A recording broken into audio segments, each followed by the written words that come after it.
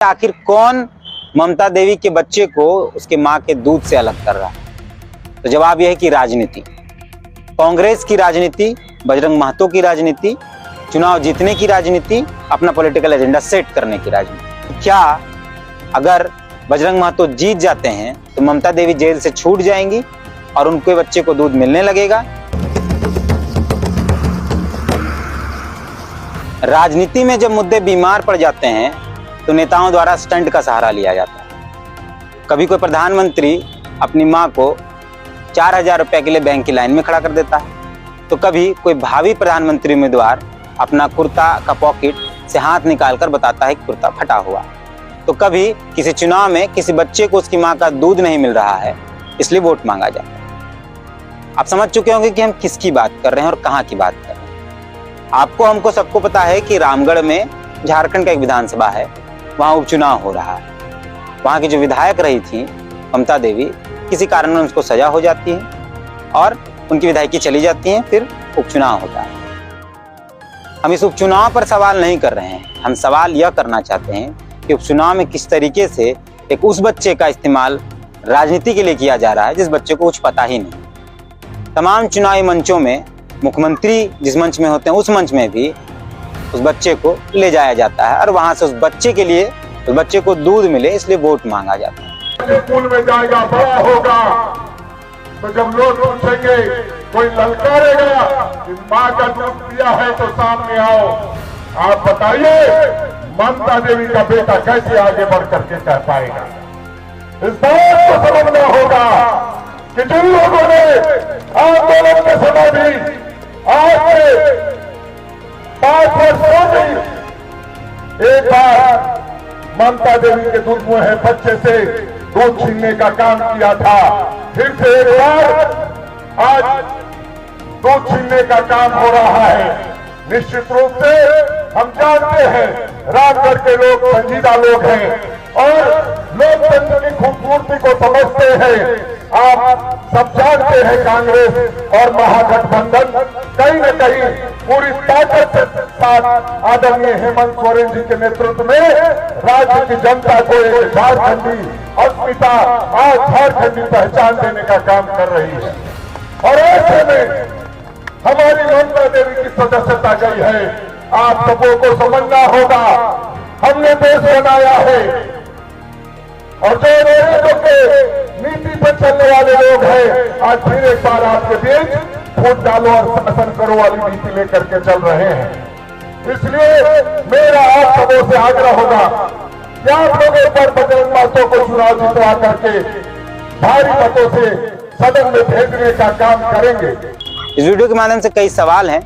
हम झारखंड कांग्रेस के प्रदेश अध्यक्ष राजेश ठाकुर से रामगढ़ उपचुनाव में जो कांग्रेस के प्रत्याशी हैं बजरंग महतो से और झारखंड के मुख्यमंत्री से पूछना चाहते हैं। उम्मीद करते हैं कि वो नहीं तो कम से कम उनके कार्यकर्ता जरूर जवाब दें। रामगढ़ में उपचुनाव है, चुनावी दौरा सबका चल रहा है, कई मंचों पर कई तरीके की बातें की जा रही हैं, लेकिन जो मुख्य मुद्दे हैं वो गौन है। बेरोजगारी का सवाल गौन है, वृद्धा पेंशन का सवाल, विधवा पेंशन का सवाल, पलायन का सवाल गौन है।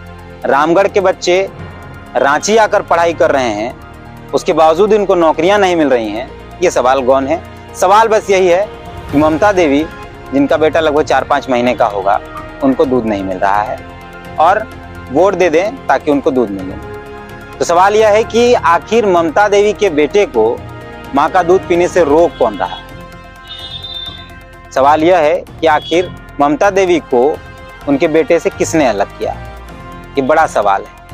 जब हम इस सवाल की तलाश में इंटरनेट पर जाते हैं तो पता चलता है कि सुप्रीम कोर्ट का एक गाइडलाइन है जिसमें कहा जाता है कि अगर कोई महिला कैदी को सजा हो जाती है या विचाराधीन वो होती है और वो जेल में बंद है तो वो अपने साथ अपने 6 साल तक के बच्चे को रख सकती है। तो ये तो तय है कि कानून या सुप्रीम कोर्ट, ये गाइडलाइन सुप्रीम कोर्ट का है, तो कानून ममता देवी को उनके बच्चे से अलग नहीं रखता है। तो क्या विपक्ष यानी भाजपा या आजसू या तमाम विपक्षी दल वो अलग रख रहे हैं? मामला कानून का है, कोर्ट का है, तो वो भी इसके हिस्सेदार नहीं बनते। तो आज सवाल यह बनता है कि आखिर कौन ममता देवी के बच्चे को उसके मां के दूध से अलग कर रहा है? तो जवाब यह है कि राजनीति, कांग्रेस की राजनीति, बजरंग महतो की राजनीति, चुनाव जीतने की राजनीति, अपना पॉलिटिकल एजेंडा सेट करने की राजनीति। तमाम मंचों पर उस दूधमुहे बच्चे को ले जाकर उसके माँ के दूध के नाम पर वोट मांगा जा रहा है, जबकि कानून तो यह स्पष्ट कहता है कि उसको दूध मिलना चाहिए,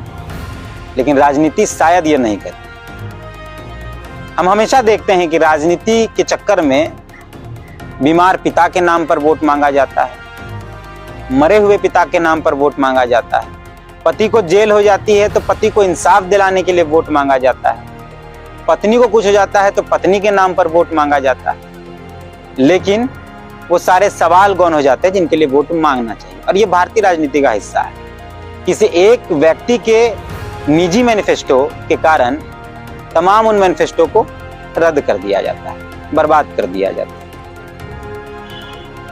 रामगढ़ में आप जब घूमेंगे तो पता चलेगा कि रामगढ़ के बच्चे जो एकदम सक्षम नहीं हैं पैसा लगाकर पढ़ाई करने के लिए, वो भी सिर्फ रोजगार की तलाश में ताकि उनको बेहतर नौकरी मिले, वो रांची आते हैं, रांची में छोटा सा कमरा लेते हैं और वहाँ पढ़ते हैं, 3-4 साल पढ़ते हैं, उनको नौकरी नहीं मिलती। ऐसा नहीं कि उनके अंदर सक्षमता नहीं है, वो सक्षम नहीं, सक्षम होने के बावजूद भी नौकरी इसलिए नहीं मिल पाती कि सरकार वैकेंसी नहीं निकाल पाती। रामगढ़ जब आप घूमेंगे तो पता चलेगा कि कई बुजुर्गों को वृद्धा पेंशन नहीं मिला है, कई महिलाओं को विधवा पेंशन नहीं मिला है, पलायन का ध्वंस रामगढ़ झेल रहा है।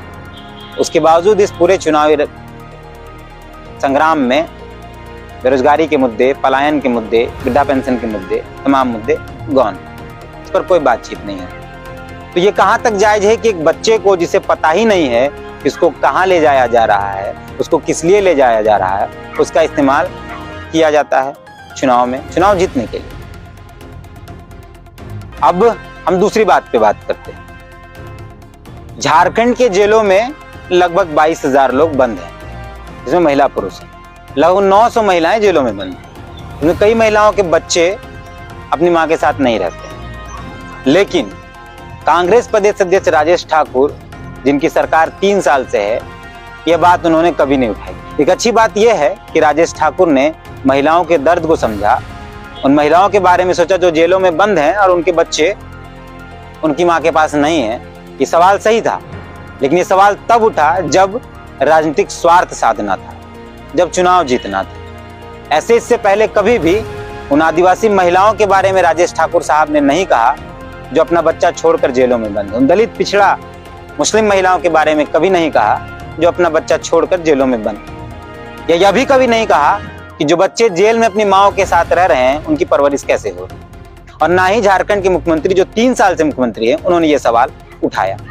तो आप एक बात को स्पष्ट तौर पर समझिए कि आपकी परिस्थितियां विकट हो सकती हैं, आप परेशानियों में हो सकते हैं, आपको तकलीफ हो सकता है, लेकिन किस तकलीफ का कैसा राजनीतिक इस्तेमाल होना चाहिए, नेताओं से आपको सीखना होगा। कई महिलाएं जेल में बंद हैं जिनके बच्चे उनके साथ नहीं हैं, लेकिन क्या उन महिलाओं को भी सिर्फ इस आधार पर वोट मिलेगा कि उनके बच्चे उनसे अलग हैं? क्या उन महिलाओं को भी अब प्रिविलेज मिलेगा, जो महिलाएं जो दलित हैं, जो पिछड़ा हैं, जो आदिवासी महिलाएं हैं, जो मुस्लिम महिलाएं जो जेल में बंद है, क्या उनको ये प्रिविलेज मिलेगा कि वो इस बात को बोल सकती हैं, या उनके पति यह बात बोल सकते हैं कि मेरी पत्नी जेल में बंद है, मेरे बच्चे को दूध नहीं मिल रहा है, इसलिए हमको वोट कर दीजिए? नहीं मिलेगा। राजनीति में कैसे तमाम मुद्दों को गौन करके, झारखंड की राजनीति में फिलहाल जो चल रहा है तमाम मुद्दों को गौन करके सिर्फ एक ही मुद्दा चल रहा है, खासकर रामगढ़ उपचुनाव में, कि ममता देवी के बेटे को दूध कैसे। हम भी संवेदना रखते हैं कि ममता देवी के साथ जो हुआ वो गलत हुआ या नहीं हुआ नहीं पता, लेकिन संवेदना इस बात की है कि ममता देवी के बच्चे को उसकी सजा नहीं मिलनी चाहिए। लेकिन तब हम सवाल पूछते हैं कि आखिर उनके बच्चे को सजा कौन दे रहा है? कोर्ट तो कहता है, एकदम कोर्ट कहता है, आप निकाल लीजिए, सुप्रीम कोर्ट का गाइडलाइन ये है कि 6 साल के बच्चे तक को मां के साथ जेल में रखा जा सकता है। लेकिन राजनीति इसका जवाब नहीं देता है, मतलब राजनीति नहीं चाहती है। 4 महीने, 5 महीने, 6 महीने के बच्चे को मंच पर घुमाया जा रहा है, जो एकदम गलत है। हम ना तो ममता देवी के विरोध में है, ना समर्थन में, और ना तमाम जो आजसू और झापा तमाम पार्टियां, ना हम उनके विरोध में, ना हम समर्थन में, क्योंकि हम स्वतंत्र मीडिया हैं, हमें सवाल उठाने का अधिकार है, स्वतंत्रता के साथ सवाल उठा रहे हैं कि एक महिला जिसको वृद्धा पेंशन नहीं मिल रहा है, एक महिला जिसको विधवा पेंशन नहीं मिल रहा है, एक बुजुर्ग पुरुष जिसको वृद्धा पेंशन नहीं मिल रहा है, उसके सवाल पर कोई बातचीत नहीं हो रही, बेरोजगार युवाओं के सवाल पर कोई बातचीत नहीं हो रही। ये गलत है। जो राजनीति में अभी जो राजनीति में अभी चल रहा है वो एकदम गलत है। और सिर्फ ऐसा नहीं है कि कांग्रेस ऐसा करती है, तमाम राजनीतिक दल यही करते हैं। पिता को कुछ हो जाता है, बेटा चुनाव लड़ता है, पति को कुछ हो जाता है, पत्नी चुनाव लड़ती है। ये एकदम, जिस प्रगतिशील देश में हम रहते हैं, उस प्रगतिशील देश के लिए या राज्य के लिए ये एकदम सही है। राजेश ठाकुर साहब से ये सवाल करना चाहेंगे, कांग्रेस प्रदेश अध्यक्ष राजेश ठाकुर साहब से ये सवाल करना चाहेंगे कि आपकी पार्टी सबसे पुरानी पार्टी है इस देश के अंदर और उनके ही कार्यकाल में तमाम कानून बने, तो आप सार्वजनिक मंच से अपने ही पार्टी द्वारा बनाए कानूनों का माखौल उड़ा रहे हैं, मजाक उड़ा रहे हैं। क्योंकि कानून ममता देवी को इजाजत देता है कि वो अपने बच्चे के साथ रहे, वो अपने बच्चे को दूध पिलाए। लेकिन आप लोगों की राजनीति, चुनाव जीतने की राजनीति, निजी महत्वाकांक्षा की राजनीति उस बच्चे को मां के दूध से अलग रख रही है। दूसरा बात यह कि ऐसा भी नहीं है कि अगर बजरंग महतो जीत जाते हैं तो ममता देवी जेल से छूट जाएंगे। वो एक प्रक्रिया है जिस प्रक्रिया के तहत ही उनको जेल से रिहा मिलेगा, बरी होंगी या सजा कम होगी या जो भी होगा, वो एक प्रक्रिया, उस प्रक्रिया के आधार पर ही होगा। तो फिर इस बात का वोट क्यों मांगा जा रहा है? जानबूझकर तो भावना के आधार पर वोट क्यों मांगा जा रहा है? उन बच्चों की भावनाएं कहाँ गई जो रोजगार की तलाश में दर दर भटक रहे हैं? उन माओं की भावनाएं कहाँ गई जो चाहती हैं कि उसके बच्चे को नौकरी हो जाए? उस पिता का सपना कहाँ गया जो चाहते हैं कि सरकार वैकेंसी निकाले, उस बच्चे को नौकरी? रामगढ़ उपचुनाव में और कई सवाल हैं और ये वीडियो बनाने का मकसद एकमात्र यही है कि हम एकदम नहीं चाहते हैं कि वोट किसी व्यक्ति विशेष के नाम पे मांगा जाए, वोट किसी एक एजेंडे पर मांगा जाए, वोट किसी एक व्यक्ति के बेहतर भविष्य के लिए मांगा जाए, वोट रामगढ़ की तमाम जनता के लिए मांगा जाए, वोट रामगढ़ की तमाम जनता के बेहतर भविष्य के लिए मांगा जाए, वोट उन युवाओं के लिए मांगा जाए जो रोजगार की तलाश में है, जिनको रोजगार सरकार नहीं दे रही है। और तमाम राजनीतिक दलों से निवेदन है कि अपने निजी मैनिफेस्टो को हावी करके जनमुद्दा जो है उसको दबाएं नहीं। हम निवेदन ये करते हैं। बाकी अगर ये वीडियो आपको अच्छा लगे, हमारी बात अगर अच्छी लगे या बुरी भी लगे तो कमेंट करके जरूर बताएं और ये सवाल अपने नेताओं से पूछे कि क्या अगर बजरंग महतो जीत जाते हैं तो ममता देवी जेल से छूट जाएंगी और उनके बच्चे को दूध मिलने लगेगा? और दूसरा सवाल ये भी पूछे कि आखिर ममता देवी के बेटे को मां के दूध से किसने अलग किया है, कानून ने या राजनीति ने? बाकी हम हैं कई और मुद्दों के साथ। अगर आप फेसबुक पर देख रहे हैं तो फॉलो कर दें, वीडियो को अपने दोस्तों के बीच साझा कर दें, यूट्यूब पर हैं तो सब्सक्राइब कर दें। बाकी मिलेंगे। जोहार।